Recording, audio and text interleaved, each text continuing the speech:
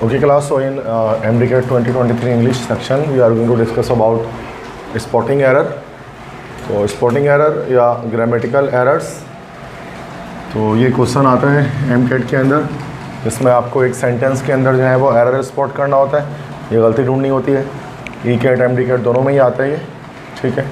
तो इसमें जो एरर्स होते हैं वो आपके टेंसेस के एरर हो सकते हैं, टेंस में कहीं पर गलती हो सकती है, या फिर आर्टिकल्स की मिस्टेक्स इसके अंदर हो सकती हैं समहाउ, या पार्ट्स ऑफ स्पीच के अंदर कोई प्रॉब्लम आ सकती है, या प्रेपोजिशन मिस्टेक हो सकती है, ठीक है।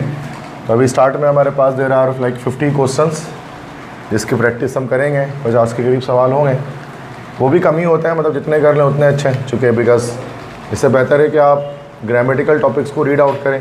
प्रैक्टिस करने से जल्दी भी हो जाता है और बेहतर तरह से आप जो है ना वो आंसर भी दे पाते हैं, ठीक है। So practice is a better way instead of just learning all the grammar topics in English language, ठीक है। तो वो बहुत टाइम सेकिंग होता है। तो हम इसमें MCQs वो जो है हमारे इसमें 4 ऑप्शंस होते हैं इस तरह से, जैसे कि अभी होता है अंडरलाइन टाइप का भी हो सकता है, और इस तरह 1 2 3 4 भी हो सकता है कि फ्रेगमेंट्स बना देते हैं। एक जुमला है जैसे I have been looked for you everywhere, यहाँ पर 1 2 3 4 ये हमने क्या कर दिया, डिफरेंट फ्रेगमेंट्स बना दिए, डिफरेंट टुकड़े बना दिए सेंटेंस के। तो अब यहाँ पर क्या होगा कि कोई एक पार्ट ऐसा होगा इस सेंटेंस के अंदर जहाँ पर मिस्टेक होगा, वो फर्स्ट पार्ट होगा, सेकंड पार्ट, थर्ड पार्ट या फोर्थ पार्ट। जैसे I have been looked for you everywhere, ठीक है ना भाई। तो जैसे कि अगर हमें टेंसेस आते हैं तो हमें पता है कि हैज़ बीन और हैव बीन के साथ हम जो है वर्ब के NG फॉर्म को यूज़ करते हैं, बजाय इसके कि हम थर्ड फॉर्म की यूज़ करें।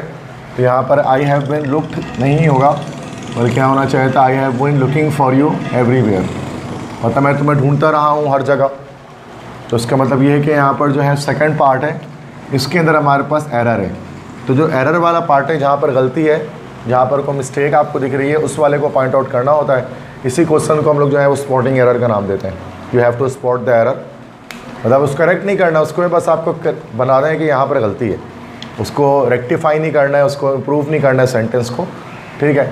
जैसे सेकंड है, you must not have leave very early to have reached here so late. अब ये हमारे पास क्वेश्चन नंबर 2 है, you must not have leave very early to have reached here so late. तो यहाँ पर आप देख सकते हैं क्या गलती आ रही है।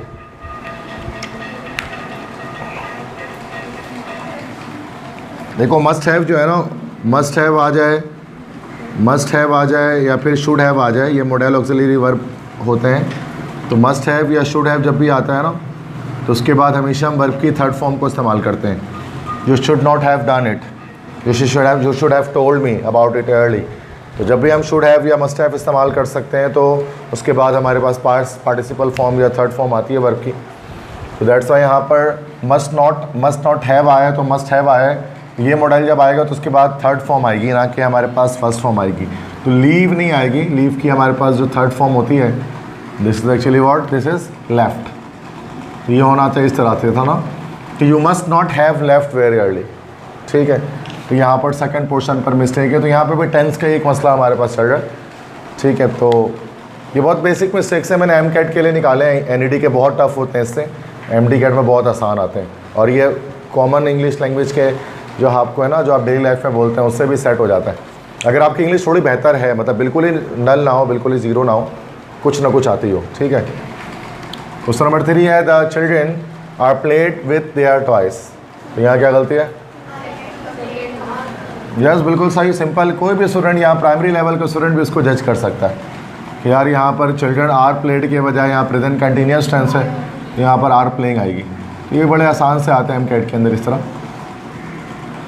नेक्स्ट है, Ramzan loves his brother but hates her sister. That's easy. Pronoun mistake आपको यहाँ पार्ट्स ऑफ स्पीच की दिखेगी।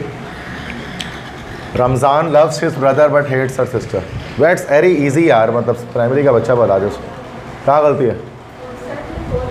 4 पॉइंट में गलती है, दैट सी बात है। फोर्थ पार्ट गलत है, क्योंकि हर सिस्टर कहाँ से हो गया, कॉमन सेंस वाली बात है, हिज सिस्टर होगा ना। अब जब रमज़ान की बात की जा रही है तो उसकी बहन है, तो भी तो हिज ही लगाएंगे, हर थोड़ी ना लगा देंगे। तो है तो उस रमज़ान की बहन ना, तो हर सिस्टर थोड़ी ना होगा। तो जिस तरह हिज ब्रदर है तो हिज सिस्टर होगा ना। अगरचे कॉमन सेंस ही जाता है, लड़की के लिए हर बोल देंगे, लेकिन वो तो है तो उस लड़के की बहन ना, रमज़ान की, दैट्स वाई हिज आ जाएगा। सिंपल प्रोनाउन मिस्टेक आ रही है यहाँ पर। ये क्वेश्चन नंबर 5 है Shoaib drop the coin in the pool, that's very easy. Second में बिल्कुल गलती आ रही है यहाँ पर। देखो या तो इसमें शोएब है ना, नाम आ गया सिंगुलर आ गया हमारे पास ही, इसका बड़ा कॉमन सेंस है ना कि सिंगुलर आ गया ना ये, तो या तो इसमें अगर प्रेजेंट सिंपल टेंस अगर ये होगा तो या तो इसमें होना चाहिए ड्रॉप्स, या अगर इसको पास्ट इंडेफिनिट की बात अगर करेंगे तो फिर क्या होना चाहिए था, ये दिस विल बी ड्रॉप्ड, कि Shoaib drop the coin in the pool. Drop तो हो ही नहीं सकता था। अगर थर्ड पर्सन सिंगुलर आ जाए या तो ऐसे ES वाले फॉर्म होती है या सेकंड फॉर्म होती है।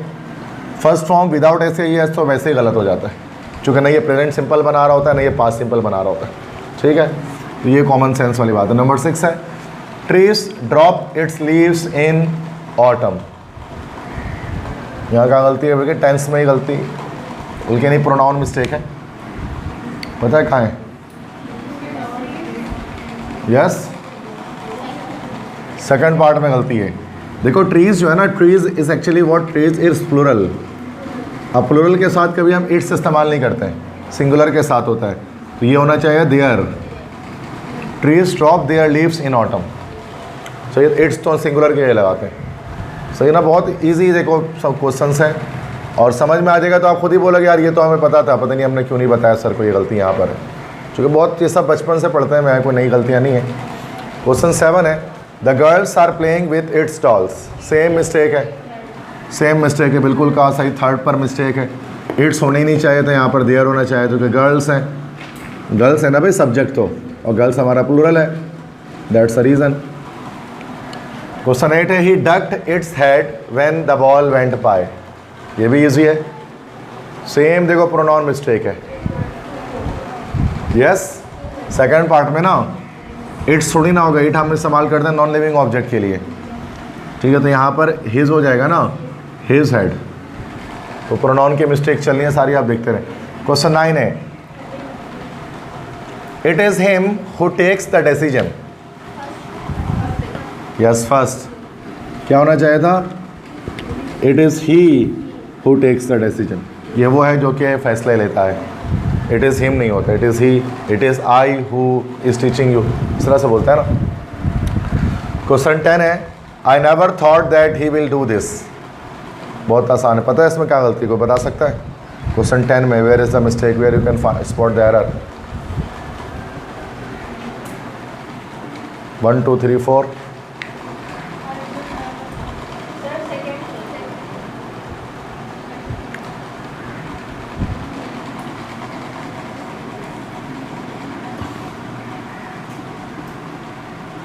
मैंने कभी नहीं सोचा था कि वो ऐसा करेगा। ये इस तरह से है ना, पास्ट इंडेफिनिट। यहाँ पर मिस्टेक जो है ना, इस जुमला इसी तरह से कि मैंने कभी नहीं सोचा था कि वो ऐसा करेगा। तो देखो थॉट जो है ना बेटा, थॉट वर्ब की सेकंड फॉर्म आ रही है, मतलब पास्ट फॉर्म आ रही है ना, ये पास्ट बता रहा है, ये पास्ट बता रहा है। तो पास्ट के साथ कभी भी जो है ना वो विल नहीं आता, पास्ट के साथ विल नहीं आता, लेकिन बोलना भी हमें है कि नहीं मैंने कभी नहीं सोचा था कि वो ऐसा करेगा। लेकिन करेगा से मुराद ये काम मुस्तकबिल में नहीं होगा, माजी में हो चुका है, लेकिन आप प्रेजेंट में रहते हुए इस तरह से बता रहे हो जैसे कि माजी की कोई बात, जैसे कोई मुस्तकबिल की बात है कि मैंने कभी नहीं सोचा था तो वो ऐसा करेगा। तो यहाँ पर क्या होना चाहिए पता है, वुड आना चाहिए। I never thought that he would do this. सही है, तो वुड जो है ना वो पास्ट फॉर्म होती है विल की। नेक्स्ट क्वेश्चन 11 है he found it easily to balance on the bike. That's is, ये एडवर्ब मिस्टेक यहाँ पर आ रही है।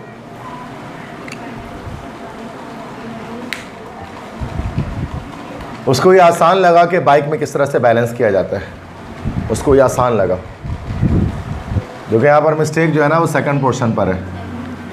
ईजिली नहीं होगा, ये हो जाएगा he found it easy to balance on the bike, मतलब उसको ये आसान लगा। ईजिली मतलब होता है आसानी से, this is adverb of manner. Easily तो जुमले में फिट ही नहीं बैठ रहा ना, तो he found it easy to balance on the bike, उसको आसान लगा ये कि वो बैलेंस कर सकता है बाइक पर। ईजिली होने की ज़रूरत नहीं थी। ईजी यहाँ पर जो एडजेक्टिव है ना, ईजिली जो है वो दिस इज एक्चुअली एडवर्ब, और ईजी जो हमारे पास है बेटा this is adjective, so adjective should be here. समझ गए? ये 11 क्वेश्चन समझ में आ गए किस तरह से एरर स्पॉट कर रहा हूँ। देखो हर एक एरर के पीछे एक लॉजिकल एक्सप्लेनेशन है कि why we are doing this, why we are spotting this error. मतलब कोई बिना लॉजिक के नहीं हो सकते कि भाई इसको लगा देना है जाके, ऐसा ऐसा कुछ भी नहीं है। जब तक आप सोचेंगे नहीं तब तक आप वैसे करेक्ट आंसर नहीं लगा सकते, जस्ट याद करके चीज़ों को। नेक्स्ट क्वेश्चन है, क्वेश्चन 12 है, the gears was slipping because there was no oil in the gear box. क्या हो जाएगा इसमें? यस, बिल्कुल सही कहा, 1। क्योंकि गियर्स है ना, gears are actually plural, so यहाँ पर वर होना चाहिए। बिल्कुल सही कहा आपने, the gears were slipping because there was no oil in the gear box. Question 13 है, the car could no climb the steep hill because it was in the wrong gears. बहुत ईजी, फर्स्ट में mistake है ना, could no तो हो ही नहीं सकता, यहाँ पे क्या होता? कुड नॉट होता ना भाई, could not climb the steep hill, no थोड़ी ना इस तरह से आता है जुमले। क्वेश्चन 14 है, nobody remains in the hall when the chief guest केम।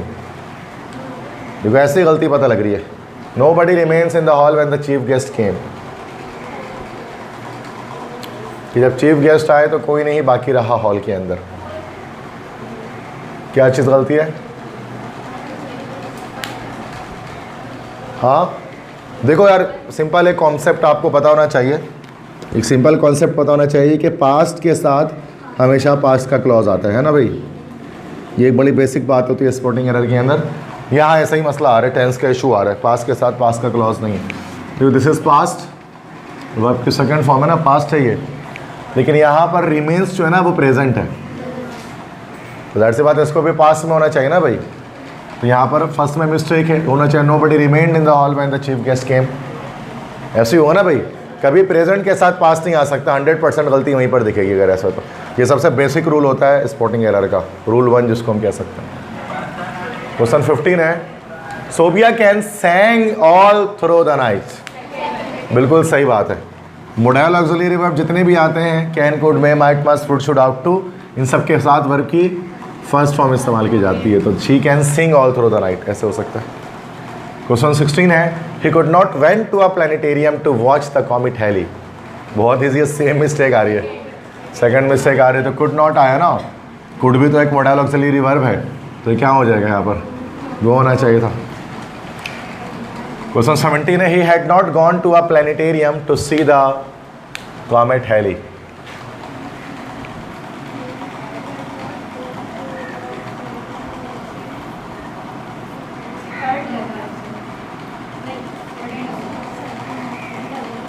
क्या गलती है इसमें?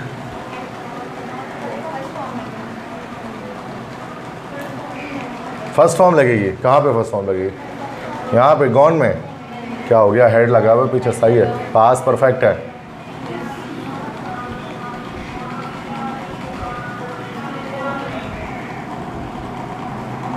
हाँ बताओ, where is a mistake here in this sentence?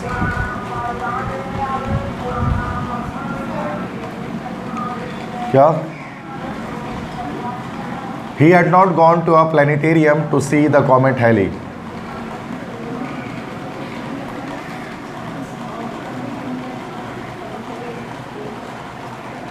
देखो हेड हम इस्तेमाल जब भी करते हैं, आई थिंक मिस्टेक यहाँ पर फर्स्ट पे ही आएगी, जहाँ तक मेरा आइडिया है। वैसे मिस्टेक फर्स्ट में इसलिए आएगी ना क्योंकि हम लोग जो है ना पास्ट परफेक्ट सिर्फ तब इस्तेमाल करते हैं when we talk about 2 past actions, है ना भाई। तो 2 पास्ट एक्शन की बात करते हैं तो एक को पास्ट परफेक्ट में बनाते हैं, एक को पास्ट इंडेफिनिट में। डायरेक्ट पास्ट परफेक्ट टेंस एक ही एक्शन को बताने के लिए कभी यूज़ नहीं किया जाता। डायरेक्ट अगर एक ही एक्शन पास्ट का आपको बताना है तो you can use past simple for it. सही बात है ना भाई। हाँ, अगर 2 एक्शन बताने, डॉक्टर के आने से पहले मरीज़ मर चुका था, the patient had died before the doctor केम, तो यहाँ सेट बैठता है। अगर डबल एक्शन हो, सिंगल एक्शन में पास्ट परफेक्ट हम बनाते ही नहीं है। यहाँ पर उन्हें चाहे था, he did not go to a planetarium to see the comet Halley, वो नहीं गया देखने के लिए। सही है, तो वजह उसके हैड नॉट यहाँ पर नहीं आना चाहिए था, मतलब कि डिड नॉट आना चाहिए था। समझ गए? तो पास्ट परफेक्ट हमेशा डबल एक्शन को शो करता है। माजी का हुआ हुआ सिर्फ एक ही काम आपको बताना है जो माजी में कभी हुआ, उसके लिए आपके पास इंग्लिश लैंग्वेज में पास्ट सिंपल या पास्ट इंडेफिनिट टेंस होता है, तो जिसमें वर्ब की सेकंड फॉर्म लगाते हैं और नेगेटिव बनाने के लिए डिड के साथ फर्स्ट फॉर्म लगाते हैं। दैट्स इनफ, ठीक है। तो ये जुमले 16-17 एक जैसे थे, बट फ़र्क था टेंस का। 18 है, in summer the days and nights are hot. गर्मियों में दिन और रात गर्म होते हैं।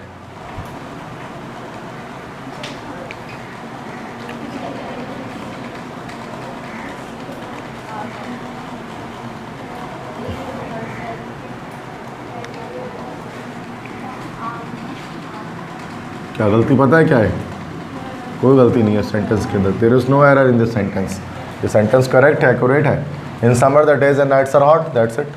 गर्मियों में दिन और रात बराबर होते हैं, तो उसमें कोई गलती नहीं है। सेंटेंस आप ढूंढते रहेंगे, गलती नहीं निकलेगी इसमें। गलती चिल्ला चिल्ला के बता रही होती है मैं यहाँ पर गलत हूँ, तो आपको देखना पड़ता है, इसमें पता ही नहीं लग रहा। क्वेश्चन 19 है, we found it difficult to across the road. अब देखो यहाँ पे तो फ़ौरन पता लग रहा है गलती क्या है। वी फाउंड इट, हमें रास्ता पार करने में मुश्किलात पेश आई। हमें रास्ता पार करने में या सड़क को पार करने में मुश्किलात पेश आए। बिल्कुल सही बात है। थर्ड, ऐसे जुमला देख के लग रहा है कि अक्रॉस नहीं क्रॉस होना चाहिए, to cross the road. Across जो है बेटा वो खुद एक प्रेपोजिशन है, क्रॉस एक वर्ब है, पार करना जिसके मतलब होते हैं। तो टू के बाद वर्ब की फर्स्ट फॉर्म आती है कोई प्रेपोजिशन, तो टू तो खुद प्रेपोजिशन है, तो दोबारा थोड़ी ना प्रेपोजिशन आएगा उसके साथ। सही है, बहुत एक बेसिक बात है। क्वेश्चन 20 है, we found it easy to get across to him.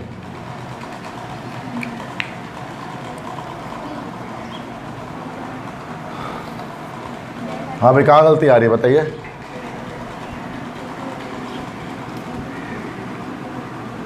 We found it easy to get across to him. To get across का क्या मतलब होता है? यस,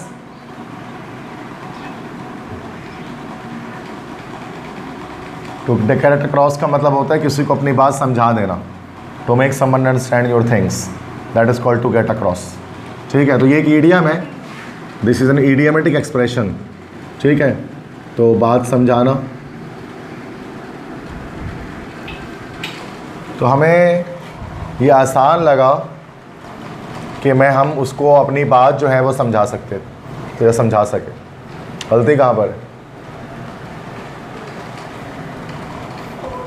4 में, गेट अक्रॉस टू समथिंग। नहीं सही है, लगेगा 2 लगेगा। देखो गलती इसमें मिलेगी ही नहीं, नो एरर है इसके अंदर, कहाँ से गलती निकलेगी? सेंटेंस एक्यूरेट है, ये कोई गलती है ही नहीं उसके अंदर। जो गलती नहीं निकलती ना तो पता भी नहीं लगती गलती।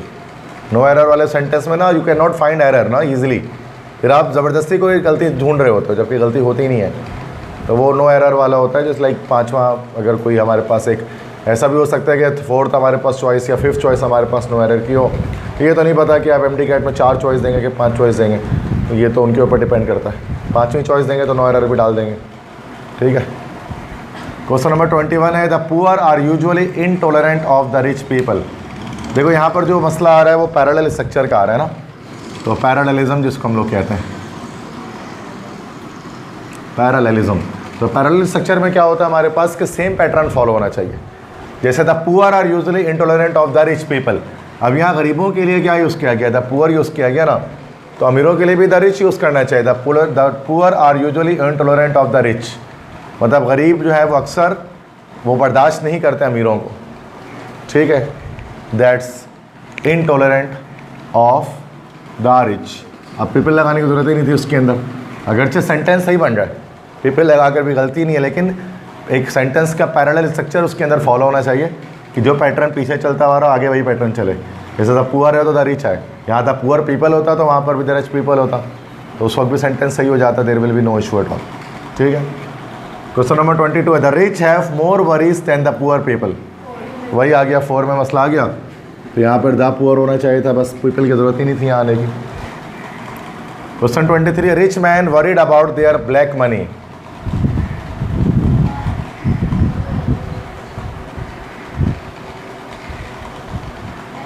No error. देखो सेंटेंस वैसे तो नो एरर वाला लगता है कि नो एरर होगा, the rich man worried about their black money.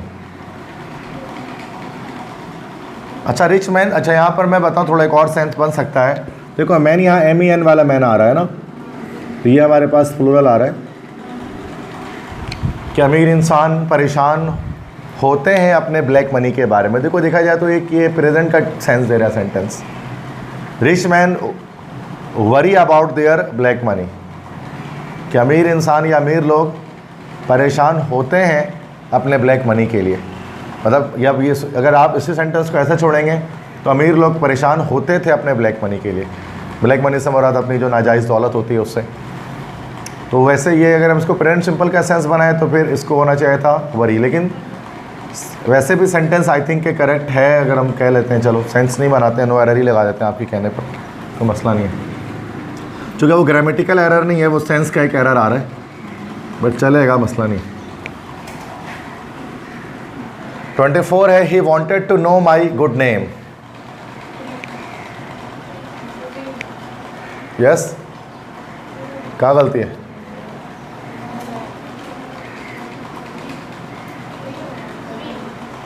माई क्यों, तो क्या होना चाहिए था? योर। वो में देखो यहाँ पर मसला पता है क्या, यहाँ पर थोड़ा सा पाकिस्तानी स्पीकिंग में इशू है। देखो गुड नेम जो है ना, ये नहीं होता, बस नेम होता है। जैसे कहते हैं ना कि उर्दू में हम कहते हैं ना कि आपकी तारीफ़, तो इस तरह से होता है ना, तो गुड गुड नेम प्लेस। तो उर्दू के अंदर तो ये चल सकता है, बट इंग्लिश में अंग्रेज़ इस तरह से नहीं कहते हैं। जस्ट मतलब कि what's your name, what's your good name, ये नहीं कहते हैं कभी वो। तो गुड नेम जो है वो तरीका नहीं है इंग्लिश में सही तरह से बोलने का। We wanted to know my name, that's it. वो मेरा नाम जानना चाहता था, गुड नेम कहने की ज़रूरत नहीं होती है, सही है। तो गुड यहाँ पे एक्स्ट्रा होता है।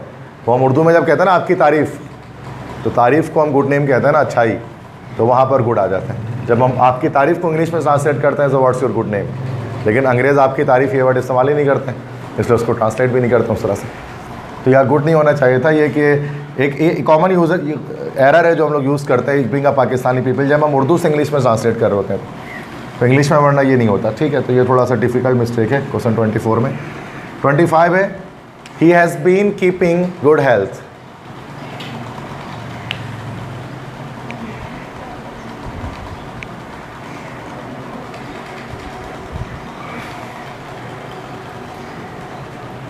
कीपिंग में मसला है, हैज़ बीन के साथ तो एनजी आती है, मसला नहीं, बट कीपिंग की जगह कोई और वर्ब आना चाहिए इसके अंदर। है गुड हेल्थ के साथ क्या आना चाहिए?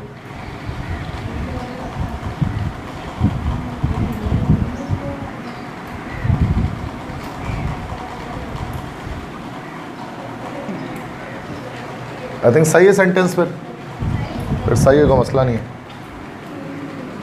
तो there should be no error again here, सही, तो कोई एरर इसके अंदर नहीं है, तो एक्यूरेट सेंटेंस है। समझ में आ गया 25 क्वेश्चन? तो मसला किसी क्वेश्चन में, तो देखो नो एरर वाले क्वेश्चन भी आ रहे हैं ना, तो हम देखते हैं, जब वहाँ पे पता नहीं लग रहा वहाँ पे एरर नहीं है। क्वेश्चन 26 है, the Pakistan independence day fell on 14 August every year. Very easy, one है ना, इंडिपेंडेंस डे लिखना चाहिए बस, इंडिपेंडेंसेस डे तो की ज़रूरत ही नहीं है ना, आज़ादी का दिन, बस इंडिपेंडेंस डे, दैट्स इट। तो ये अपॉस्ट्रोफी उसकी नीड थी नहीं, एक्स्ट्रा लगा भाई। 27 है, I was looking for that book tomorrow. बहुत ईजी है, यस। 4 में ना, जैसे आई वॉज पास्ट आ रहे तो टुमारो तो हो ही नहीं सकता ना, यस्टरडे होना चाहिए था कि मैं कल इस किताब को ढूंढ रहा था। अब ये टुमारो में ही वॉज का सेंस कहाँ से आ सकता है, पॉसिबल ही नहीं, ठीक है। नेक्स्ट है, I was living here when I am child. Yes, I was living here when I was a child, तो पास्ट के साथ पास्ट का क्लॉज आएगा।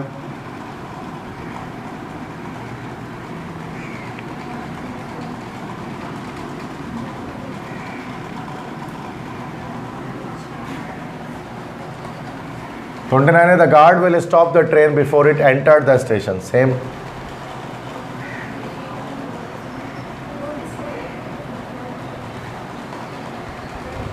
वुड मतलब है तो सेकंड में गलती, लेकिन यहाँ वुड स्टॉप तो नहीं होना चाहिए था, हैड स्टॉप्ड होना चाहिए था ना। The guard had stopped the train before it entered the station, मतलब स्टेशन पर पहुँचने से पहले गार्ड ने ट्रेन रुकवा चुका था वो, तो पास्ट परफेक्ट है। तो गलती तो है यहीं पर है, सेकंड पे है, लेकिन वुड स्टॉप नहीं, हैड स्टॉप हो जाएगा, क्योंकि पास्ट परफेक्ट टेंस है ना। पास्ट परफेक्ट में क्या होता है, पास्ट परफेक्ट के साथ पास्ट इंडेफिनिट क्लॉज आता है, दैट्स फाइन। समझ गए? क्वेश्चन 29 तो मसला 30 है, that the book does not have their cover. Easy, yes, बिल्कुल सही कहा, क्योंकि प्रोनाउन मिस्टेक है। द बुक यहाँ पर हेयर इज सिंगुलर, अब सिंगुलर है तो यहाँ पर क्या होना चाहिए, देयर तो होना नहीं चाहिए, इट्स होना चाहिए ना भाई, सिंगुलर है नॉट प्लूरल है। 31 है, the children are played with their dolls. 2 में सेकंड में अभी इससे पहले भी मिस्टेक किया है, तो आर प्लेड के बजाय यहाँ पर क्या हो जाएगा, are playing with their dolls. 32 है, the soldier jumps to attention when the colonel went by.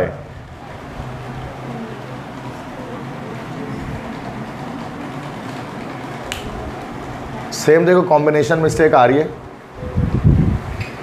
There is combination mistake in the two sentences.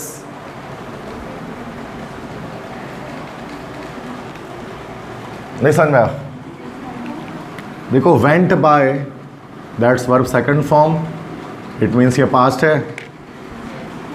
जाहिर सी बात है कि यहाँ पर भी past आना चाहिए सेकंड पे, तो यहाँ पर jumps नहीं होना चाहिए ना, past के साथ past आएगा. Rule number 1, that's jumped to attention when the colonial went by. 33 है, he who takes him also takes I. वो जो उसे लेकर जाएगा वो मुझे भी लेकर जाएगा. वो इंसान who takes him जो उसे लेकर जाएगा also takes I, वो मुझे भी ले. यस बिल्कुल सही. 4 में takes I नहीं होगा ना, ऑब्जेक्टिव केस आएगा, takes me आ जाएगा ना यहाँ पर, इस तरह से होगा, क्योंकि यहाँ हिम आया ऑब्जेक्टिव केस आया तो वहाँ पर भी ऑब्जेक्टिव. 34 है, I always feel that she would do this.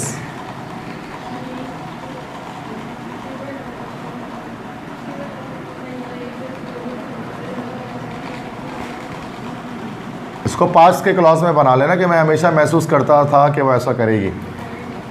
तो कहाँ गलती है? सेकंड में गलती है ना भाई, क्योंकि यहाँ वुड आया ना तो पास्ट फॉर्म आई, इधर पर फील के बजाय फेल्ट आना चाहिए, the second form of verb, महसूस किया. 35 है, the lights were out because there were no electricity. बहुत easy.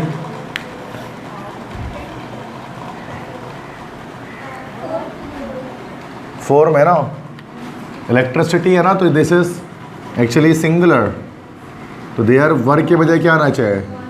There was no electricity, कोई बिजली नहीं थी. इलेक्ट्रिसिटी के साथ हम वर नहीं लगाएंगे ना, वॉज लगाएंगे चूँकि सिंगुलर है. 36 है, the motorcycle could not motor up to the hill today. Motor up the hill today, motorcycle पहाड़ पर नहीं चढ़ सकी आज. देखो वर्ब में मसला यहाँ पर आ रहा है, इफ़ यू कैन नॉट जज.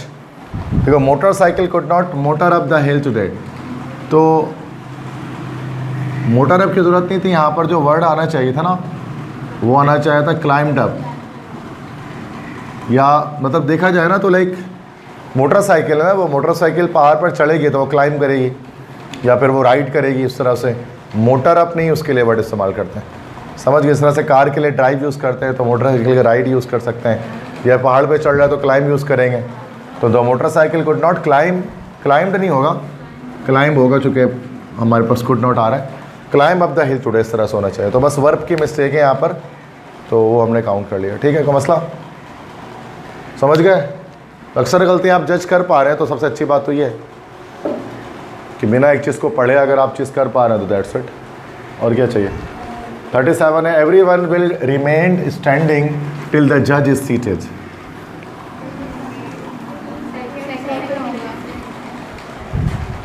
यस बिल्कुल सही, सेकंड हो गया यहाँ पर हमारे पास. तो एवरीबडी विल रिमेन होना चाहिए ना यहाँ पर, रिमेन स्टैंडिंग टिल द जज इज सीटेड. मतलब जब तक जज बैठेगा नहीं तब तक लोग खड़े रहेंगे. 38 in winter the days are warm than the nights. सर्दियों में दिन गर्म होते हैं रातों से. नहीं गलत नहीं, सही नहीं है बेटा, गलती है. कहाँ से? वो सेंटेंस नहीं है, बहुत आसान है. देखो देयर इज एडजेक्टिव मिस्टेक. देखो देन आ गया ना, ये देन आया अगर है, इसका मतलब इससे पहले जो वर्ब हमारे पास होगा वो होना चाहिए कंपैरेटिव डिग्री. कंपैरेटिव डिग्री होनी चाहिए ना, जबकि यहाँ पर पॉजिटिव डिग्री में लगा हुआ है वार्म. तो वार्म के हमारे पास यहाँ पर कंपैरेटिव डिग्री लगेगी, वो क्या होगी? वार्मर होगा ना भाई. The days are warmer than the nights. Warm, warmer, warmest. So these are positive, comparative and superlative degree subjective. तो जब भी देन आता है THAN वाला देन, तो उससे पहले आपको पता है हमेशा कंपैरेटिव डिग्री लगाते हैं. Bigger than, shorter than, longer than, hotter than, cooler than, warmer than, इसी तरह से लगता है ना ये. 39 Sonia was as vain as a peahen. Vain से क्या बना होता है? बेकार कहते हैं वेन, या फजूल कहते हैं जो वक्त ज़ाया करे, ठीक है। तो बेकार या फजूल मतलब वक्त ज़ाया करने वाला शख्स, दैट इज। तो Sonia was as vain as a peahen, ये थोड़ा सा मुश्किल है। देखो यहाँ पर सिमिली इस्तेमाल की जा रही है, कंपैरिजन यूज़ किया जा रहा है। पीकॉक जो है ना, पीकॉक हम लोग कहते हैं मोर को कहते हैं, और पी हैन होती है मोर नहीं। तो मोर जो है वो ऐसे एक समझ जाओ ना कि टाइम वेस्टिंग एक बर्ड है। मतलब टाइम वेस्टिंग बर्ड इसलिए कहते हैं कि वो लाइक हमेशा जो है ना वो लाइक डांस वगैरह करते रहता है, लाइक ना, मतलब वो आपने देखा होगा उसको। तो वो बड़ा लेजीनेस स्लगिश उसके अंदर होते हैं देखा जाए तो। मोर के बारे में अक्सर ये कहा जाता है कि वेन, मतलब वेन होता है मतलब कि वो भले खूबसूरत दिखे लेकिन उस खूबसूरती पर घमंड होता है ना, तो उसको उसके अलावा कोई काम नहीं उसका डांस करने के अलावा। बाकी जैसे परिंदे अगर उड़ना वगैरह तो उड़ता भी नहीं है, आपको पता है ये पीकॉक्स उड़ते भी नहीं है। इस लिहाज से हम किसी को बेकार बोलना होता है तो इंग्लिश में हम कहते हैं कि भाई पीकॉक जैसे आप जो है वो मतलब फजूल हैं या बेकार हैं। तो यूँ तो अब इसमें क्या ये ईडियम है, ईडियम को हम चेंज नहीं कर सकते। जैसे अगर आप बहादुर हैं ना बहुत ज़्यादा, मैं आपको ये कह सकता हूँ कि भाई आप शेर की तरह बहादुर हैं, मैं आप शेरनी की तरह बहादुर ये कहना ज़रूरी नहीं होता ना, ये सही होता है ना भाई। अगरचे यू आर फीमेल तो मुझे कहना चाहिए आप शेरनी की तरह बहादुर है, लेकिन आप शेर की तरह बहादुर है, सिंपल सी बात है। क्योंकि जब हम कोई ईडियम यूज़ करते हैं ना तो उसमें हम मैस्कुलिन फेमिनिन में चेंजिंग नहीं करते। तो यहाँ पर होना चाहिए कि Sonia was as vain as a peacock होना चाहिए, पी हैन नहीं होना चाहिए। तो मोर की ही मिसाल ले जाते हैं, मोरनी की मिसाल नहीं दी जाती, समझ गए। और असल में पीकॉक ही होता है जो कि डांस कर रहा होता है, पी हैंस जो है वो डांस नहीं करती, सिंपल। तो यही होता है, शेड्यूल बता रहा हूँ मैं आपको। ओके, क्वेश्चन 40 है। He was beaten to within an inch of his life. क्यों सेकंड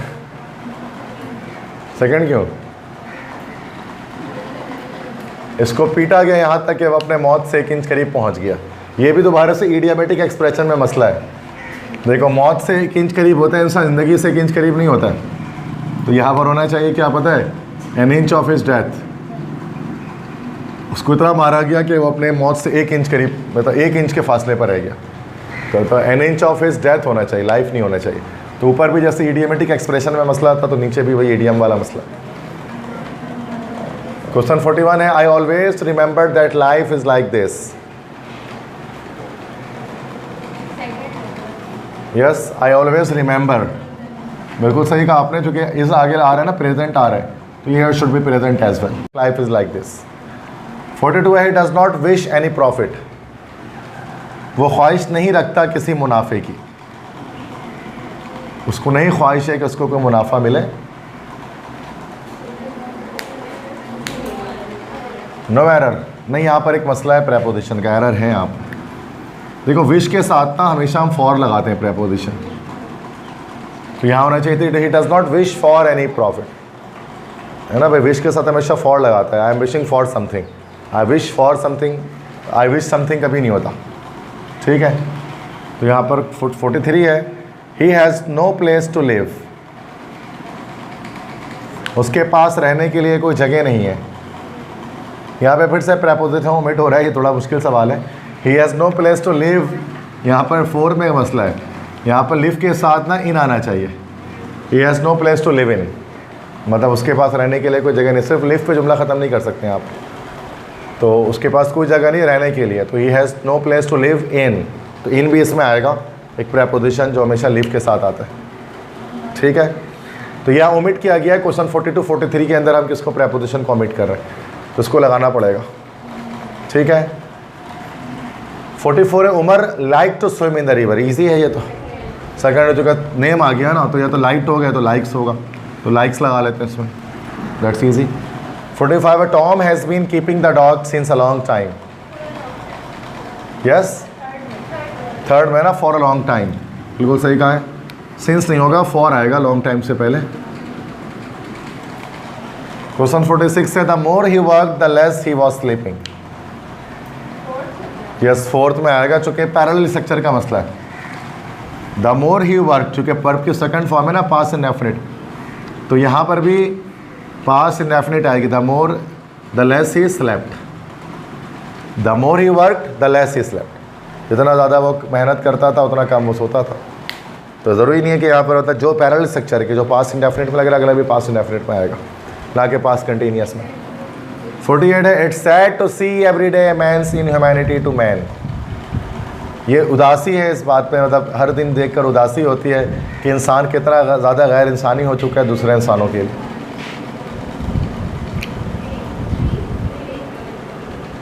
क्यों EN होना चाहिए? नहीं, ऐसा ज़रूरी नहीं है। ये हम इसमें ना ऐसा कह सकते हैं, जैसे कभी हम लिखते हैं ना इस तरह से singular noun denoting common noun denoting whole group, जिसको हम कहते हैं ना। जैसे हम सेंटेंस लिखते हैं मैन इज़ मॉर्टल, जब हम सेंटेंस लिखते हैं मैन इज़ मॉर्टल, इंसान फ़ानी है, ठीक है। तो यहाँ पर मैन से मुराद हम यहाँ पर तमाम इंसानों की बात कर रहे होते हैं ना भाई। जब हम कहते हैं कि इंसान फ़ानी है तो उससे मुराद जो है यहाँ पर हम सारे इंसान ले रहे होते हैं, not a single man. We discuss about all the man. सही बात है ना भाई। मैन इज़ मॉर्टल मतलब सिर्फ एक इंसान की बात नहीं कर रहे, तमाम इंसानों की बात कर रहे हैं। तो यहाँ पर इसी तरह से मैन इस्तेमाल हुआ है, मैन्स इन ह्यूमैनिटी। मसला यहाँ पर यहाँ है टू मैन, फोर्थ में मसला है ना। यहाँ पर भी है मैन मैन होना चाहिए ना भाई, यहाँ पर भी सेम उसी तरह से बात करेंगे, man's in humanity to man. तो वहाँ पे प्लूरल के लिए सेंस में इस्तेमाल हो रहा है, वहाँ पे प्लूरल सेंस आ जाएगा। 49 है, while some search forward most marks time. जब कुछ लोग सर्च मतलब आगे बढ़ते रहते हैं, तो बहुत से लोग ऐसे होते हैं जो वक्त गिनते रहते हैं और आगे नहीं बढ़ते।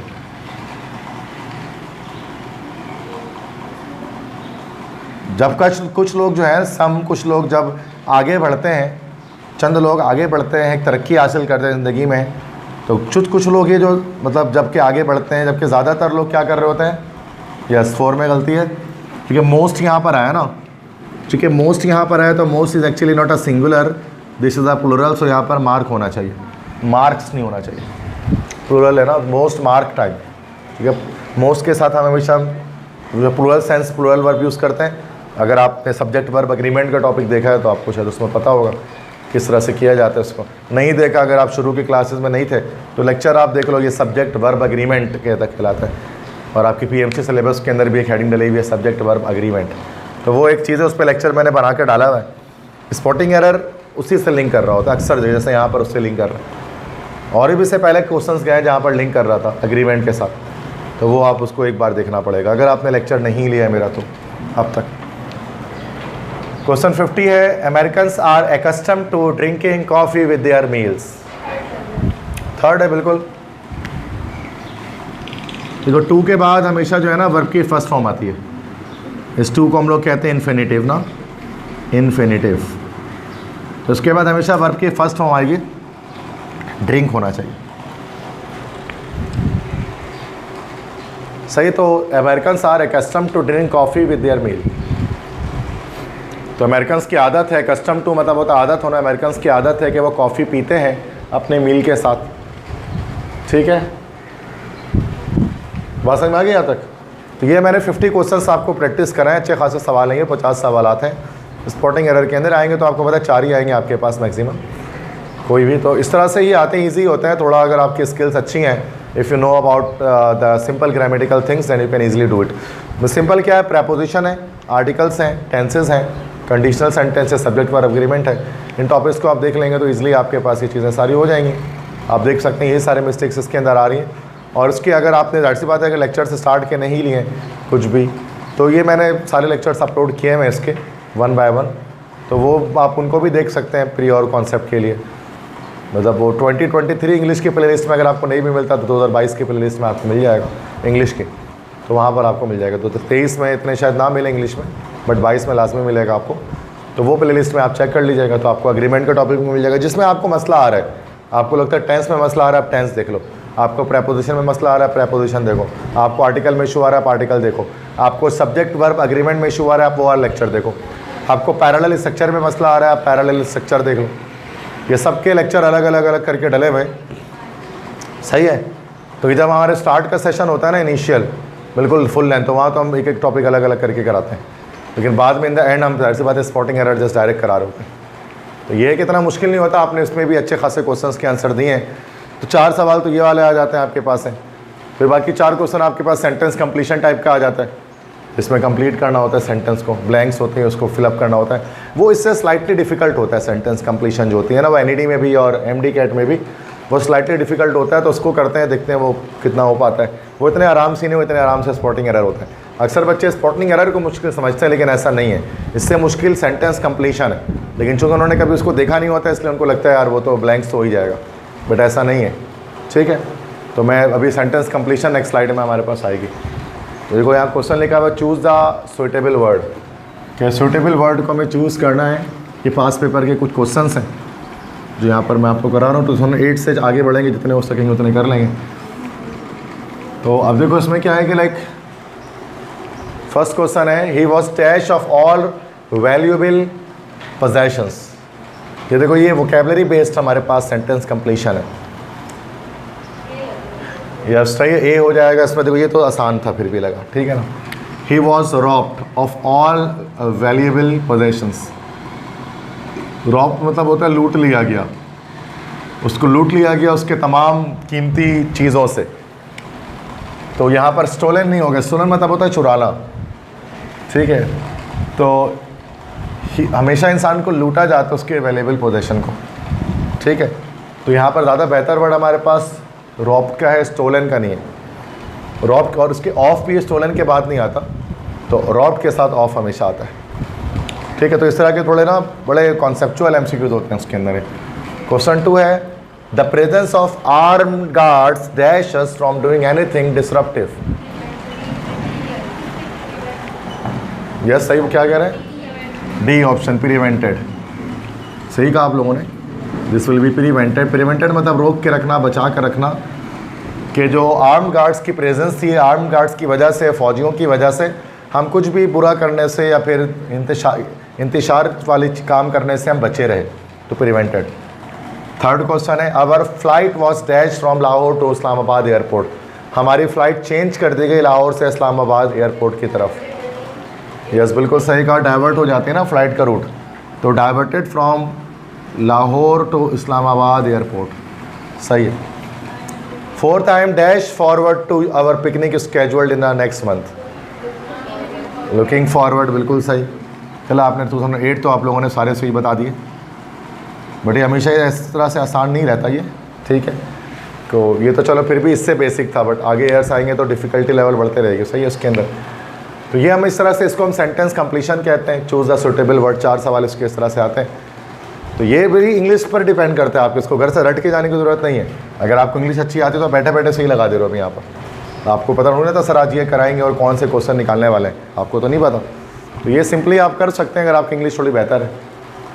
2009 के क्वेश्चन आते हैं the traveller dash along detour to watch water the camels. Traveller ने, मुसाफिर ने किया एक लंबा सफ़र।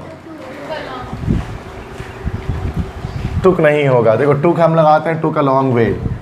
टुक अगर लगाएंगे तो रास्ते के साथ लगेंगे, उसने एक लंबा रास्ता लिया, एक लंबा रास्ता लिया। यहाँ पर होना चाहिए मेड।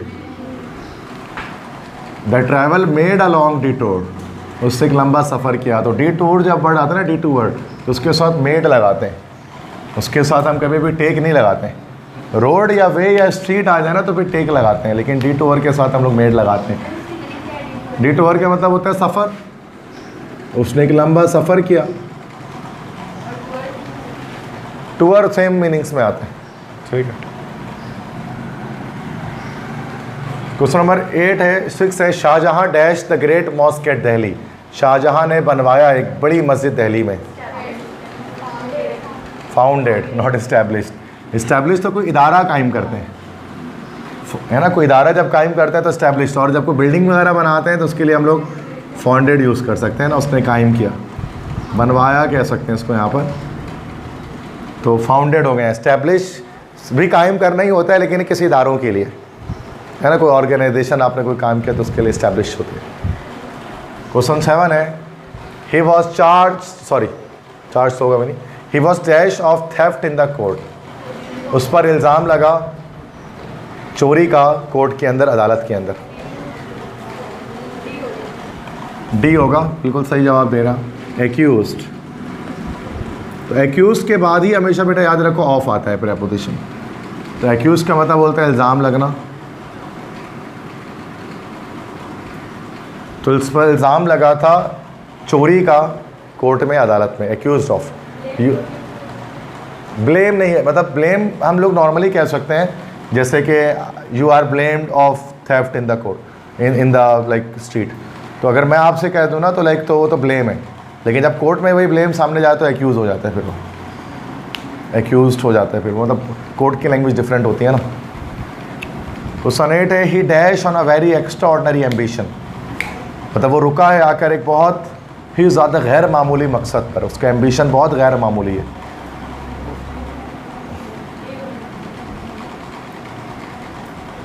हाँ, ये भी मुश्किल है, आप नहीं बता सकते।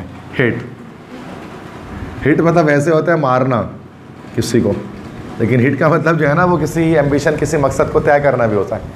ये hit on a very extraordinary ambition ना, कि उससे वो रुका है आकर एक बहुत ही गैर मामूली मकसद में। यहाँ पर इसका अराइव नहीं होगा, तो अराइव मतलब हो सकता है कि सेंस तो बन रहा है कि अराइव भी हो सकता है, डिसाइडेड भी हो सकता है, उसने फैसला किया कि वो एक बहुत ही गैर मामूली एम्बिशन चुनेगा, लेकिन हिट एक बेहतर वर्ड होता है इसके अंदर, ठीक है। तो ये आपको याद रखने पड़ेंगे, दिस यू नो। और इसके लिए थोड़ा सा नेट मतलब इंग्लिश बेहतर आनी चाहिए। स्पॉटिंग एरर ना एवरेज इंग्लिश में चल जाती है, लेकिन ये नहीं चलती है। इसके लिए आपकी इंग्लिश या तो अच्छी हो या फिर आप रट्टा मारो जितने क्वेश्चन हो सकें, 500, 600, 1000, 10,000 जितने सवाल याद कर लो, क्या पता उसमें से आ जाए तो लगा दो, वरना इंग्लिश अच्छी होनी चाहिए, या फिर गलत लगेगा आंसर, दैट्स इट। वैसे भी 3-4 नंबर कट भी जाए तो आपको बाकी नंबर तो उठाने, मैंने बताया इंग्लिश तो वैसे आपको गिराएगा। अगर इस तरह के क्वेश्चन आते हैं और आप नहीं लगा पाते हैं तो ये आपके नंबर गिरते ही हैं, 100% गिरेंगे। तो बाकी फिज़िक्स, बायो से और हम मैथ, इंग्लिश, केमिस्ट्री से हम पूरे उठाएंगे तो इसका गम नहीं होगा इसका, क्योंकि इसको ना कर नहीं सकते हम, सिंपल सी बात है। तो ये वोकैबलरी अगर आपको नहीं आती, इट मीन्स आपको नहीं आती, दैट्स इट। इसको आप याद कर नहीं सकते। मतलब मैं कहता हूँ कि 5000 सेंटेंस कंप्लीशन के सेंटेंस को याद करने से बेहतर है 500 केमिस्ट्री के MCQs प्रैक्टिस कर लिए जाए, उससे ज़्यादा फ़ायदा हो सकता है आपका। सिंपल सी बात है, ये आपको अच्छी तरह जानते हैं, क्योंकि उसका वेटेज नहीं है ना, दैट्स वाई। भले आपको इंटरेस्ट होगा इंग्लिश में, लेकिन इस पर टाइम वेस्ट करने की ज़रूरत नहीं होती। नेक्स्ट है 2010 में, my advice had no dash on him, मेरी नसीहत का उस पर कोई असर ही ना हुआ। ए बिल्कुल सही कहा, ए मतलब ई वाला इफेक्ट होगा, this noun, this is verb, तो ये ए वाला नहीं होगा। बिल्कुल सही कहा आपने, ई से इफेक्ट होना चाहिए। Had no effect on him, उस पर जो है वो कोई असर ही ना हुआ मेरे जो है वो एडवाइस का, नसीहत का। Do not lose heart, it is just dash in the tea cup, ये एक ईडियम है। और दिल छोटा मत करो, ये बस एक चाय की प्याली में आया हुआ तूफ़ान है, मतलब एक छोटी सी बात है। तो यहाँ पर होना चाहिए स्टॉर्म। ये आपने अगर सुना है तो बहुत अच्छी बात है, ये प्रोवर्ब मैंने याद रख लें, storm in the tea cup, के बस चाय की कप में आया हुआ तूफ़ान है, कोई बड़ी बात नहीं है, तो दिल छोटा मत करो। तो वाइंड, साइक्लोन, ब्लास्ट ये नहीं होता, ये इसको लगता है स्टॉर्म है सेंटेंस के अंदर। क्वेश्चन 11 है, Pakistan dash from voting against Iran in the United Nations, Pakistan ने ख़ुद को रोके रखा कि वो ईरान के बरखिलाफ़ वोट करे यूनाइटेड नेशंस के अंदर, उससे दूर रहा हो।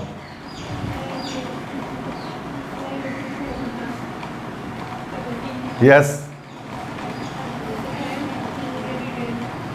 जोर से बोले। C option, yes, Ayesha is right here, abstain.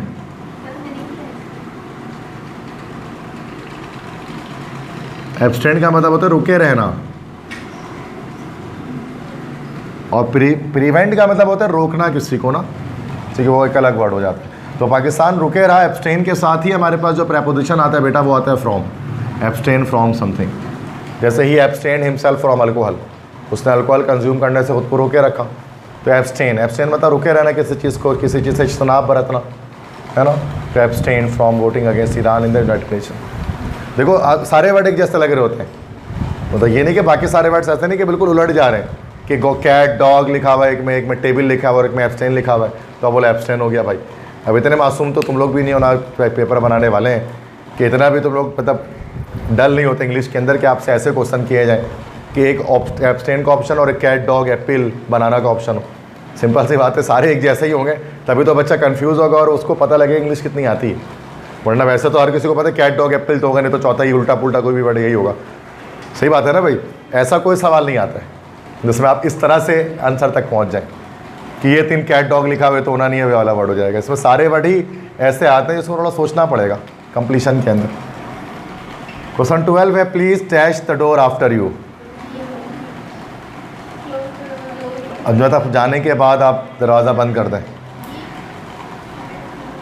छोड़ नहीं दे, बंद कर दें। गलत हो गया, shut the door after you. दरवाजे के साथ हम शट यूज़ करते हैं, shut the window and shut the door. Close the door नहीं होता है, शट द डोर। क्या? नहीं, डोर के साथ भी शट लगता है, शट द डोर। सही है, क्लोज नहीं लगता है। Shut the door and shut the window. हम लोग पढ़ते हैं बचपन में ऐसा कि ऐसा होता नहीं है। तो please shut the door after you. सही है, मतलब खुद जाने के बाद दरवाज़ा बंद करो। अब देखिए इसमें मुश्किल थी, शायद आप फर्स्ट बता पा रहे थे, उसके बाद तो नहीं बता पाते कुछ भी, या किसी ने 11 बता दिया आयशा ने, बाकी तो मसला है।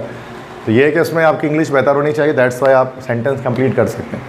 2011 देखते हैं कितना कर पाते हैं आप इसके अंदर। She manage to dash a ticket for the cricket match. उसने हासिल कर लिया क्रिकेट मैच को देखने के लिए एक टिकट। अब बताएं, प्रोक्योर, ऑब्सक्योर, इम्प्रोवाइज, प्रीक्लूड। तो कब मारोगे हम? ऑब्सक्योर का मतलब होता है गिरहन लगना। तो ऑब्सक्योर तो हो नहीं सकता।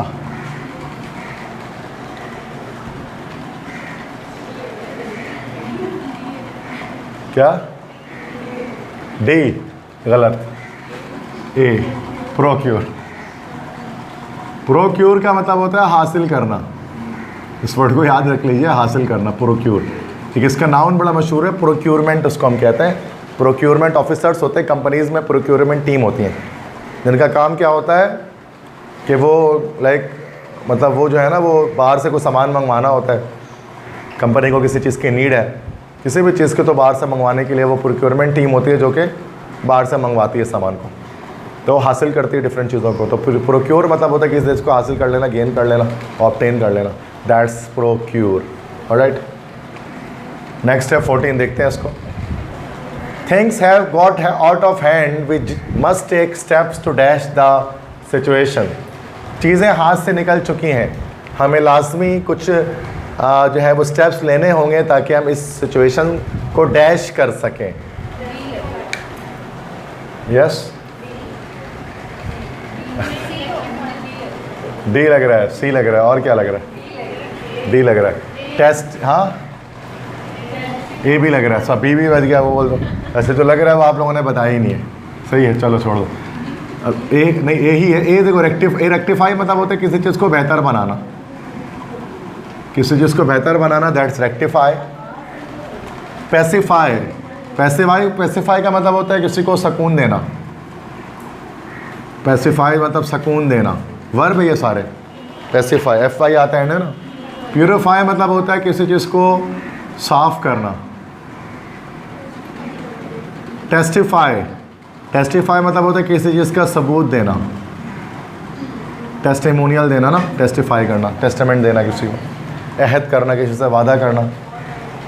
तो यहाँ पर क्या होना चाहिए? रेक्टिफाई होना चाहिए ना भाई, रेक्टिफाई द सिचुएशन, ताकि हम बेहतर बना सकें मामलात को, उसके स्टेप्स लेने पड़ेंगे। तो उसके लिए आपको ये सारे वर्ड्स की मीनिंग पता होनी चाहिए थी, देन आप क्या कर सकते थे, आप करेक्ट आंसर तक पहुंच सकते थे। बट आपको सभी आंसर, क्योंकि रेक्टिफाई, पैसिफाई, प्यूरीफाई, टेस्टिफाई सब एक जैसे वर्ड है ना। एप्पल, बनाना, डॉग, कैट तो नहीं है, तो सिंपल सी बात है ना, तो इसको सोचना पड़ता है। अब क्वेश्चन 15 है, George Orwell's Animal Farm is a stinging dash on the Russian revolution. चलो मैं इसको पहले बता देता हूँ। जॉर्ज ऑरवेल, ये हमारे पास ये एक नेम ऑफ ऑथर है, मुसन्निफ है इंग्लिश लैंग्वेज के।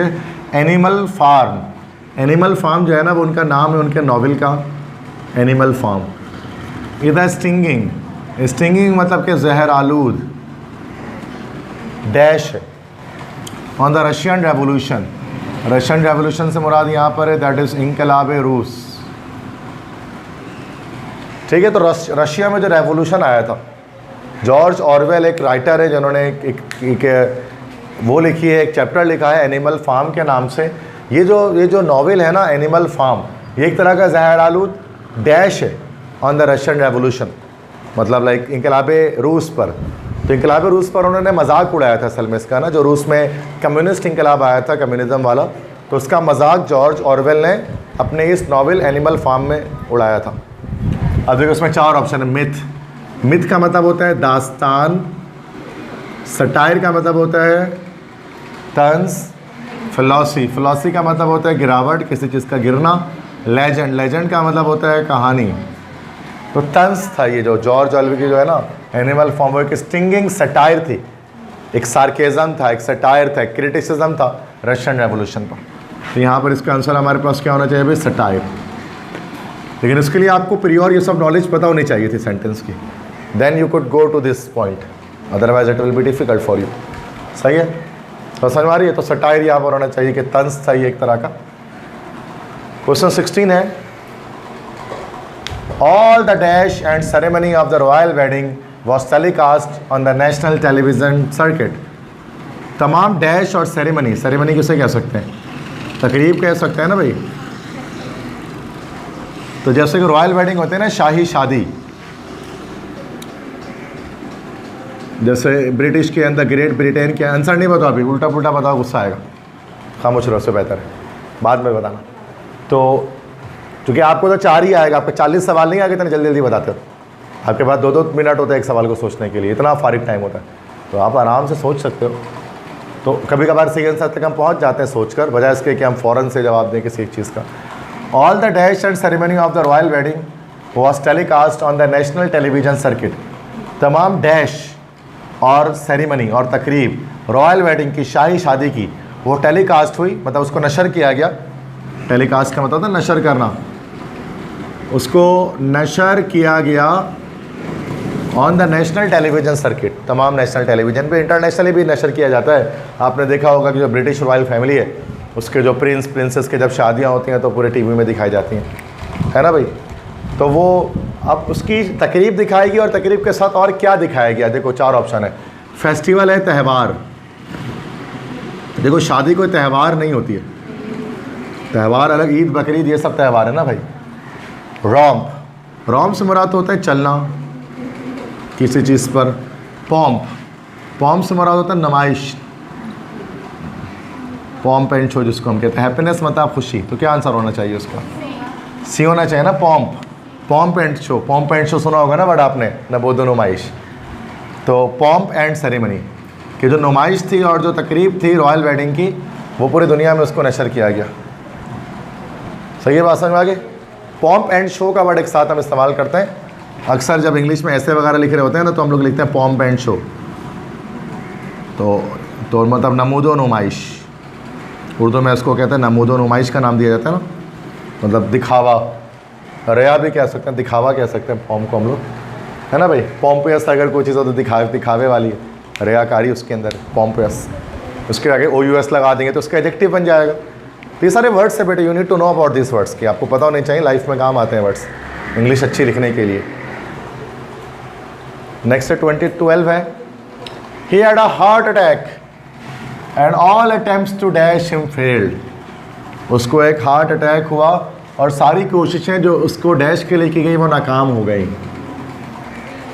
बस जल्दी नहीं करना कोई, पहले मैं बता दूं, रिन्यू का कोई सब्सक्रिप्शन थोड़ी ना इंसान जो उसको रिन्यू कर दे, तो रिन्यू तो हो ही नहीं सकता ना, वो तो आदमी रिन्यू हो जाएगा क्या? पैकेज रिन्यू होता है, आदमी थोड़ा रिन्यू हो जाता है।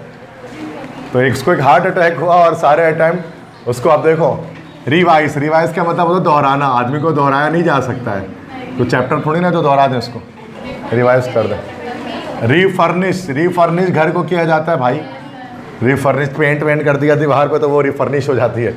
इंसान को रिसस्किटेट कह सकते हैं, दैट इज़ रिसस्किटेट। रिसस्किटेट का मतलब होता है कि ज़िंदगी की तरफ वापस लौटाना, ठीक है, ज़िंदगी बहाल करना किसी की। इसी को हम लोग रिवाइव भी कह सकते हैं एक वर्ड। तो रिवाइव का मतलब भी सेम यही होता है, ठीक है, रिसस्किटेट।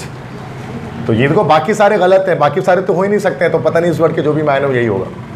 मैं भी एलिमिनेशन में चला, मुझे इस वर्ड के मायने नहीं पता थे, मुझे अभी तक आके यार कोई वर्ड है ये रिसस्किटेट, मुझे रिवाइव का वर्ड पता था, तो मैंने यहाँ पर मैं, लेकिन बाकी मुझे पता है वो 3 नहीं हो सकता, तो यही है भाई। तो मैं जानबूझ के जब मैं कोई लेक्चर्स बनाता हूँ तो मैं उसके आंसर कीज़ की तरफ मैं नहीं देखता हूँ। सिंपल सी बात है कि मैं आपकी तरह सोच सकूँ कि यार आंसर किस तक हम पहुँच रहे हैं। अगर मेरे को मैं घर से देख कर आंसर आऊँगा तो मुझे तो पता यही है, तो मुझे क्लास में पढ़ाने में मज़ा भी फिर नहीं आएगा, बोरियत होती है। और जब सवाल नहीं पढ़ के आता ना तो मेरे भी एक तरह से इम्तहान चल रहा होता है कि यार मैं भी मज़ा लेता हूँ कि यार मुझे कितने वर्ड्स आते कितने नहीं आते, अपने आप को मैं क्लास में चेक कर रहा होता हूँ। तो लर्निंग आपकी नहीं, यहाँ मेरी भी हो रही है लर्निंग। मैं संडे को सुबह उठ के आया तो मैं अपनी लर्निंग के लिए आया ना भाई, वरना मैं क्लास कल भी कर सकता था, सिंपल सी बात है। ऐसे मैं बता रहा हूँ, तो मेरे अपनी लर्निंग मैं करना चाहता हूँ, मैं अपने आप को ग्रो करना चाहता हूँ। अब बच्चे क्लास में बैठे हैं तो ऑटोमेटिकली वो भी ग्रो हो जाते हैं मेरे साथ साथ, लेकिन मेरे अंदर बड़ा बेनिफिट आ रहा होता है, मेरे अंदर इंप्रूवमेंट आ रही होती है। इसकी वजह से मुझे MCQ सॉल्व करने की ट्रिक्स आ रही होती हैं, तरीके आ रहे होते हैं, ताकि मैं आगे जाकर किसी और को पढ़ाऊँ तो फिर उसको फ़ायदा पहुँचे। तो 18 देखो ज़रा, ये थोड़ा मुश्किल है। The dash stench of dead animals and plants made Mumtaz ill. Stench का मतलब होता है स्मेल, बू, ठीक है, स्मेल को कह सकते हैं स्टेंच। तो जो डैश स्मेल थी मुर्दा जानवरों की और पौधों की, उसने मुमताज़ को बीमार कर दिया, ठीक है, बीमार कर दिया। अब देखो, प्यूट्रिड, प्यूरिफाइड, परटर्ब्ड, परचेस्ड। परचेज तो होगा नहीं, अब सी का होगा, छोड़ो उसको भी, जो चीज़ नहीं हो रहा पहले उसको एलिमिनेट कर रहे हैं। प्यूरिफाइड भी नहीं होगा, क्योंकि ज़ाहिर सी बात है ऐसा स्मेल जो प्यूरिफाइड होगा तो वो कभी भी बीमार किसी को नहीं करेगा। 2 वर्ड हमारे पास है, या तो प्यूट्रिड या तो परटर्ब्ड। परटर्ब्ड पता है किसको कहते हैं? ये जो वर्ड है परटर्ब्ड,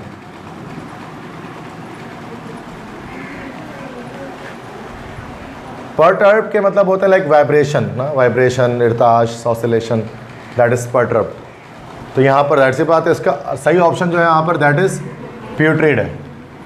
प्यूट्रिड का मतलब होता है नाखुशगवार, नाखुशगवार।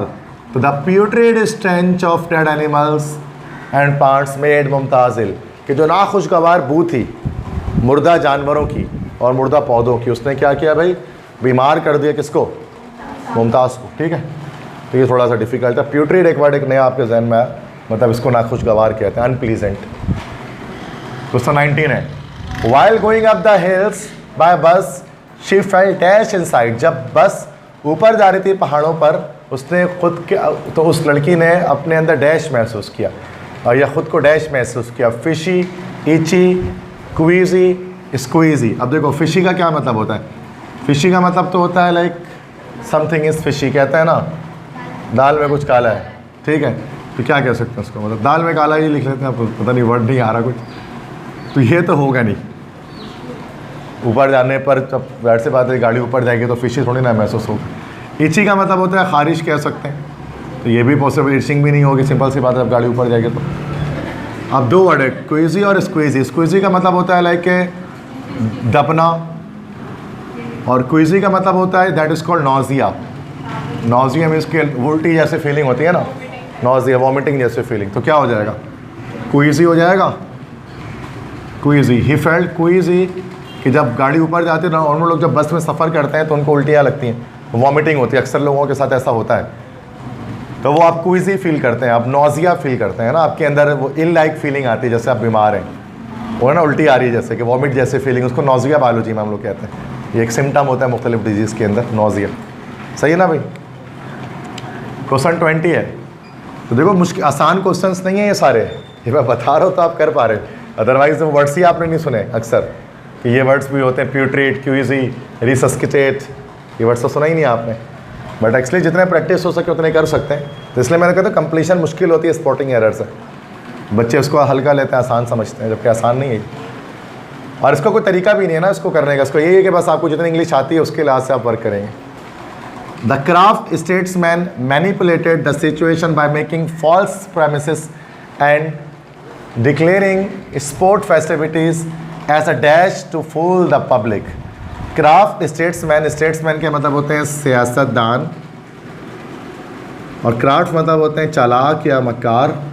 चालाक सियासतदान है। मैनिपुलेटेड, मैनिपुलेटेड का मतलब कि गलत खबर देना या बातों को कहते हैं ना घुमाना।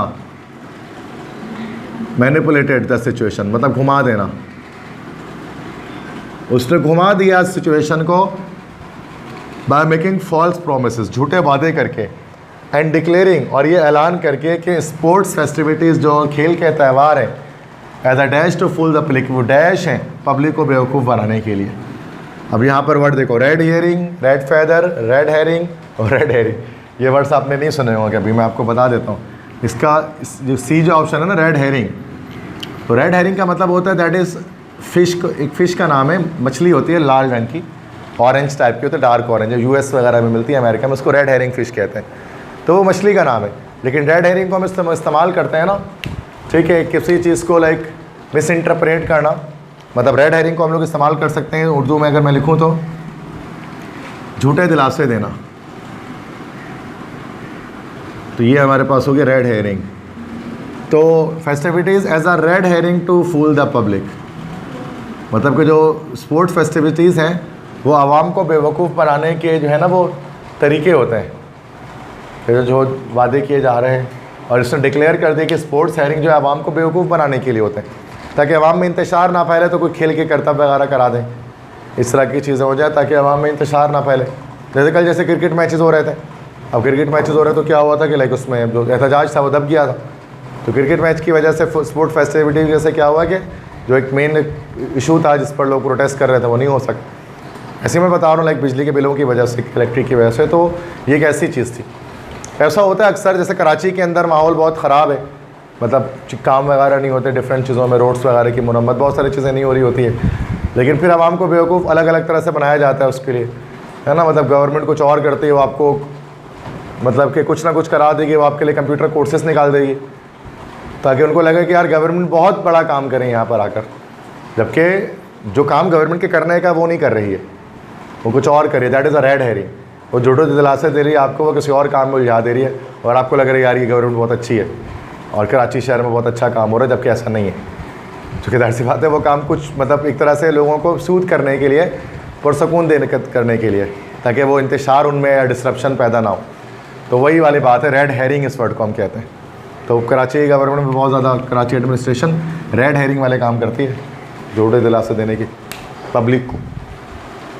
पसंद में आ गए? तो ये देखो, ये सारे क्वेश्चन भी यहाँ पर डिफ़िकल्ट हैं, तो ये कि सीखना है, उसको लर्न करते रहने को। मसला यहाँ तक अच्छा सॉरी, क्वेश्चन 10 है, उसके बाद स्लाइड 10 है। Indolence gives vent to dash disposition in human life. Indolence, indolence का मतलब पता है क्या होता है? इंडोलेंस का मतलब होता है सुस्ती या काहिली, काहिली या सुस्ती। वो गिव वेंट, वेंट मतलब होता है जगह, वो जगह देती है डैश डिस्पोजिशन को इंसान की ज़िंदगी में। Static, enthusiastic, energetic, filthy. देखो जब इंसान काहिल होता है ना तो एक जगह पर रुका रहता है ना, तो एक रुका रहता है तो उसको हम लोग क्या कह सकते हैं? आगे कुछ रुकी हुई है तो स्टैटिक हो जाएगी, फिर वो स्टैटिक होता है ना, डायनामिक्स, स्टैटिक्स, तो वो स्टैटिक डिस्पोजिशन देता है, मतलब इंसान को रोके रखता है किसी एक जगह पर ज़िंदगी में। जो इंसान काहिल होता है जिसमें इंडोलेंस होती है। इंथुजियास्टिक मतलब जोश, एनर्जेटिक तो तवानाई, फिल्दी मतलब तो गलीज, तो ये वर्ड्स इसके अंदर नहीं आ सकते। नेक्स्ट है the Quaid's dash enthusiasm led the Muslims Indo Pak to independence. Quaid Azam की डैश इंथुजियाज्म से, इंथुजियाज्म मतलब जोश। अब देखो सिंप्लीफाइड मतलब हो जाएगा सादा, लेटेंट मतलब होता है छुपी हुई, छुपी हुई। ऑनरस का मतलब होता है कठिन या अनथक जिसको हम लोग कहते हैं। थ्रेटनिंग मतलब होता है धमकी आमेज। तो इसमें सिंपल क्या वर्ड, ऑनरस है, सिंप्लीफाइड है, लेटेंट है, थ्रेटनिंग है, क्या होगा? काजिज्म की डैश इंथुजियाज्म से लोग जो है ना वो आज़ादी मिली इंडो पाक के लोगों को। ऑनरस होगा ना सी, अनथक उनकी जो जोश था, जज्बा था, उसकी वजह से। This is onerous. ऑनरस का मतलब होता है कठिन, अनथक, सख्त। 23 है he dash incident to the back of his mind. उसने छुपा लिया इस हादसे को अपने जहन में, कहीं जहन के किसी गोशे में, the back of his mind. अब देखो रिवर्ड, रिवर्ड का मतलब होता है इज्जत देना। रेगुलेट का मतलब होता है बरकरार रखना। री एजिटेटेड, री एजिटेटेड का मतलब होता है कि लाइक लर्जिश करना। और रीलेगेट का मतलब होता है छुपा देना किसी चीज़ को। क्या ऑप्शन होना चाहिए इसके अंदर? कि उसने अपने जहन के किसी गोशे में उस वाक़ये को कहीं पर छुपा दिया, तो क्या होना चाहिए इसमें? देखो मीनिंग अगर पता है तो रिलेगेट, तो दैट इज़ रेलिगेटेड। तो रेलिगेटेड का मतलब होता है किसी चीज़ को छुपा देना, भूल जाना किसी चीज़ को, ठीक है। 24 है, he dash the day they had bought such a large house. वो अफसोस करते हैं आज भी उस दिन को जिस दिन उन्होंने ऐसा कोई घर ख़रीदा था। तो हाँ, सी रियूज़, ये बट पता है आप लोगों को? ड्यूज़ तो नहीं ना, ड्यूज़ तो ड्यू तो जो अखराजात होते हैं, ह्यू तो रंग होता है, रॉ तो कतार होता है। सी रियूज़, रियूज़ का मतलब क्या होता है? ये एक वर्ड अगर आपने नहीं सुना तो इसका मतलब होता है अफसोस करना। रिग्रेट के मायने में आते हैं ना, रिग्रेट करते हैं, वो अफसोस करते हैं उस दिन को जिस दिन उन्होंने इतना बड़ा घर ख़रीदा था। मतलब ज़रूरत नहीं थी उसकी, या कुछ भी ऐसा था, उसमें भूत प्रेत था, कुछ भी ऐसा होगा, कॉन्जरिंग में जैसा होता है, कुछ हुआ होगा ऐसा, तो वो अफसोस कर रहे हैं उस दिन को। आई डोंट नो, समझ गए कोई मसला क्या? Duty to dash our vote in the general election. बहुत ईजी है ये वर्ड। तो वोटिंग के साथ क्या वर्ड यूज़ करते हैं? क्या करने जा रहे हैं? वोट को कास्ट करने जा रहे हैं ना, तो फिर कास्ट हो जाएगा। To cast our vote in the general election, ठीक है। वोट डालने को कास्ट का वोट कहते हैं, वर्ब यूज़ करते हैं। She is intelligent enough to dash things to serve her own purpose. ये मुश्किल है। वो इतनी ज़्यादा ज़हीन है कि वो चीज़ों को अपने ख़ुद के मकसद के लिए इस्तेमाल करती है, या अपने ख़ुद के मकसद पूरा करने के लिए इस्तेमाल करती है, इतनी ज़हीन है वो। तो शी इज़, अच्छा, पिक मतलब होता है चुनना, गिव मतलब होता है देना, टेक मतलब होता है लेना। तो गिव और टेक तो नहीं होगा, देना और लेना। अच्छा, pick things to serve her own purpose, नहीं। मैन्यूवर, मैन्यूवर का मतलब होता है किसी चीज़ को अपने फ़ायदे के लिए इस्तेमाल करना। ये ज़्यादा बेस्ट आंसर है। इस वर्ड का मतलब याद रख लेना, आप लोगों को पता नहीं था। मैन्यूवर, किसी चीज़ को अपने फ़ायदे के लिए इस्तेमाल करना।